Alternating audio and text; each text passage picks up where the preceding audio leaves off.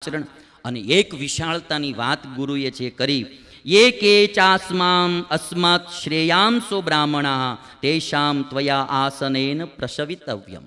બેટા, અમારા કરતાં કોઈ સારા તને બ્રાહ્મણ મળે, સારા પુરુષો આ દુનિયામાં મળે તો એની પણ તું અમારી જેમ સેવા કરજે. આ વિશાળતાની વાત જો ગુરુઓની, કે બેટા અમારા કરતાં કોઈ તને સારા પુરુષો મળે તો એની પણ તું સેવા કરજે. વાલા ભક્તો, મારી એક વાત, માતૃદેવો ભવ પિતૃદેવો ભવની એક વાત કરી કથાને વિરામ આપું.